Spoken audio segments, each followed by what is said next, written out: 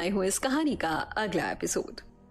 एकांश जब अपने जिम में था तो उसे याद आया कि यष्टि के हाथों पर कल उसकी मजबूत पकड़ से निशान बन गए थे। उसने अपना जिम खत्म किया और अपने मेडिकल बॉक्स से ऑइंटमेंट निकाला और सीधे यष्टि के रूम की तरफ गया। उसने यष्टि के रूम का डोर 2 से 3 बार नॉक किया, लेकिन यष्टि ने रूम नहीं खोला। एकांश को लगा शायद वो रूम में नहीं है, तो उसने सोचा कि वो ऑइंटमेंट को उसकी टेबल पर रखकर वहां से बाहर आ जाएगा। एकांश ने यही सोचते हुए उसके रूम का दरवाजा खोला और वो अंदर आ गया।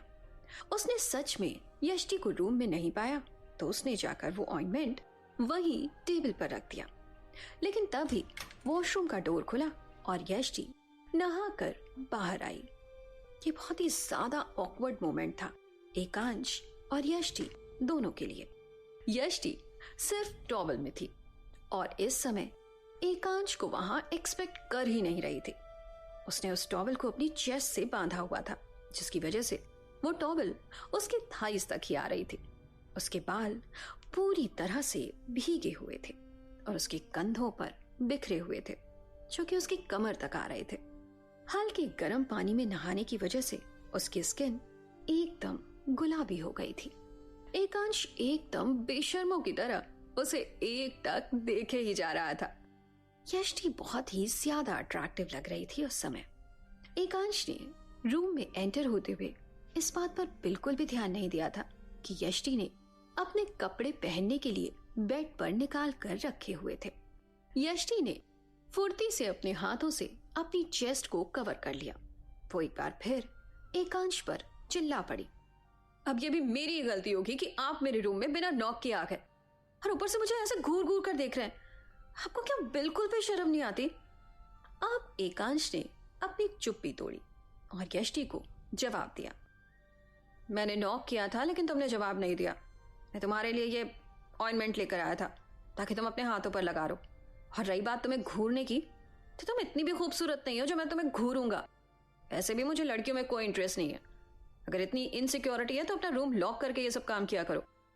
यष्टि ने गुस्से में एकांश को जवाब दिया, ले जाइए इसे वापस, मुझे आपका ऑइंटमेंट नहीं चाहिए।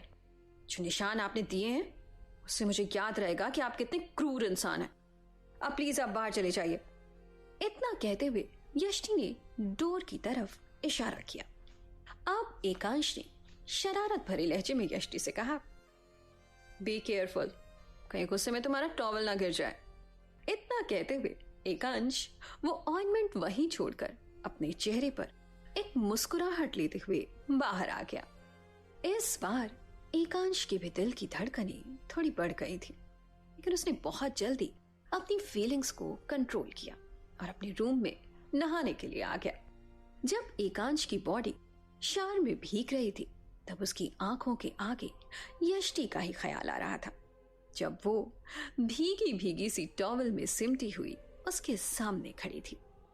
एकांश ने उस थॉट को दूर झटका और जल्दी से नहाकर वो बाहर आ गया। एकांश को लगा इन सब इंसिडेंट को भूलने के लिए उसे कहीं बाहर चले जाना चाहिए, क्योंकि ये सब उसके साथ पहली बार हो रहा था। अगर वो वहां से दूर रहेगा कुछ दिनों के लिए तो शायद उसका दिमाग इन ख्यालों से हटेगा जो उसे यष्टि के आने के बाद से आने लगे थे।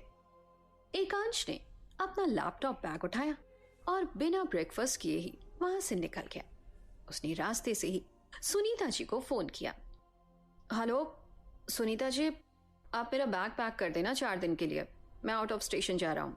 मैं अनुज को भेजूंगा तो आप उसे मेरा लगेज बैग और पासपोर्ट दे देना। अपनी बात बोलकर एकांश ने फोन रख दिया। इधर यष्टि नहाकर नीचे आई तो एकांश वहां से जा चुका था। उसने चैन की सांस ली और फिर उसने श्रेया के लिए ब्रेकफास्ट बनाया। दोनों ने साथ में ही ब्रेकफास्ट किया।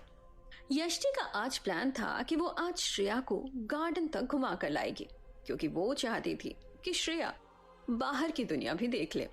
सुनीता जी एकांश का बैग पैक करके नीचे ले आई थी। यष्टि ने सुनीता जी के हाथ में जब बैग देखा तो उसने उनसे पूछा, आप कहीं जा रही हैं क्या? सुनीता जी ने फौरन जवाब दिया, नहीं मैं नहीं, ये तो एकांश बाबा का बैग है, वो 4 दिन के लिए इंडिया से बाहर जा रहे हैं। सुनीता जी के मुंह से इतना सुनना था कि यष्टि तो खुशी से झूमने लगी। यष्टि ने एक्साइटमेंट में बोला, थैंक गॉड, 4 दिन के लिए वो राक्षस घर पर नहीं है। उसने खुशी और एक्साइटमेंट में ये सब थोड़ा जोर से बोल दिया। उसकी ये बात वहां आए हुए अनुज के कानों में पड़ गई। उसे हल्की सी हंसी आई, क्योंकि वो भी जानता था कि एकांश किसी राक्षस से कम नहीं है। वो खुद भी उससे बहुत खौफ खाता था। यष्टि ने एक नजर अनुज पर डाली और परवाह किए बिना वो श्रेया को गार्डन में लेकर चली गई। इधर अनुज भी एकांश के बैग को लेकर उसके ऑफिस आ चुका था। अनुज ने उसका लगेज बैग उसे देते हुए कहा, बॉस, आपको कुछ बताना है। एकांश काम करते करते रुका और अपनी एक आईब्रो उठाते हुए उसने अनुज से कहा, जल्दी बोलो, मेरे पास टाइम नहीं है। अनुज ने एक सांस में बोल दिया, बॉस, वो लड़की यष्टि खुश होते हुए कह रही थी कि राक्षस 4 दिन के लिए घर पर नहीं है। एकांश ने हैरान होते हुए कहा, अच्छा, उसने ऐसा कहा? अनुज ने फुल ऑन शिकायत मोड में एकांश से कहा, यस बॉस, मैंने खुद अपने कानों से सुना है। असल में तो अनुज ने ये सब एकांश की गुड बुक्स में आने के लिए किया था। इधर एकांश सोचने लगा, कमाल है ये लड़की, एक तो मेरे ही घर में है, ऊपर से मेरे ही जाने से इतनी खुश हो रही है। अब तो मैं कहीं नहीं जाने वाला। सोचते हुए एकांश ने नजरें उठाकर देखा तो अनुज अभी भी वहीं खड़ा था, इस सोच में कि एकांश उसे शाबाशी देगा। लेकिन एकांश ने 2 टूक जवाब दिया, तुम अभी तक यहीं खड़े हो, अब तुम जा सकते हो। अब अनुज सोचने लगा, कह तो वैसे ठीक रही थी यष्टि। सोचते हुए अनुज एकांश के केबिन से बाहर आ गया। इधर यष्टि की खुशी का ठिकाना नहीं था, लेकिन वो इस बात से अनजान थी कि उसके एक सेंटेंस ने उसकी इस खुशी को बहुत छोटा कर दिया था। उसका सामना एक बार फिर से एकांश से होने वाला था। यष्टि इस बात से पूरी तरह अनजान थी।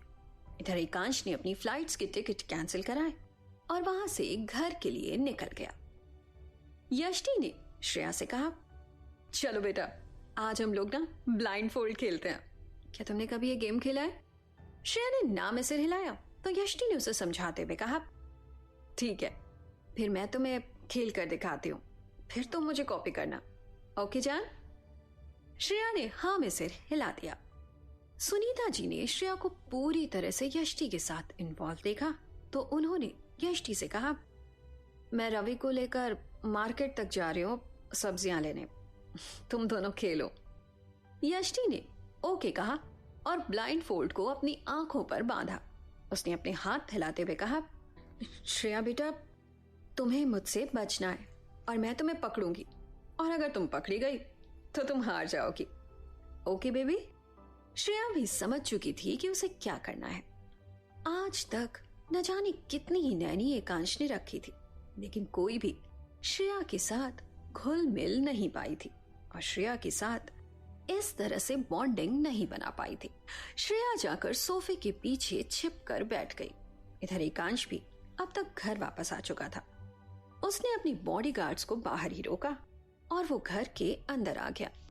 यष्टि हॉल में ही श्रेया के साथ खेल रही थी जब उसे एकांश के कदमों की आहट सुनाई दी। कदमों की आवाज सुनकर उसी डायरेक्शन में बढ़ गई।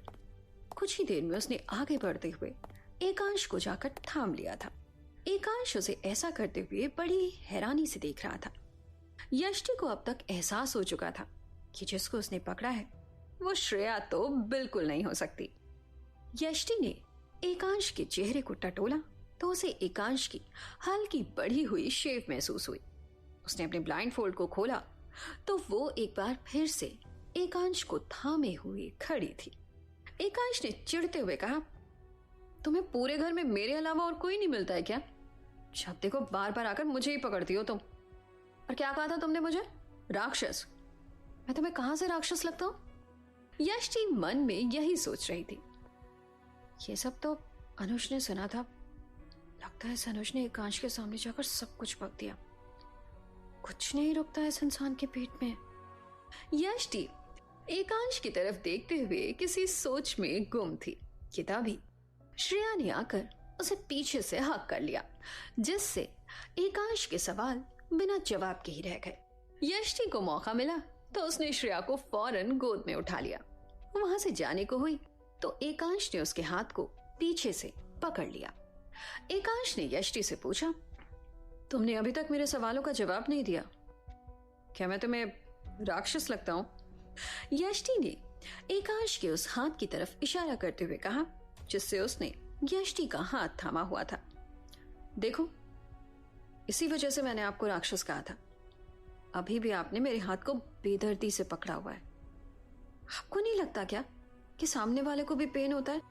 यष्टि की इस बात को सुनकर एकांश ने उसका हाथ फौरन छोड़ दिया। उसे सच में उसके सवाल का जवाब मिल गया था। तो दोस्तों, आज के इस एपिसोड की कहानी में बस इतना ही। कहानी के अगले एपिसोड के साथ फिर हाजिर होती हूँ।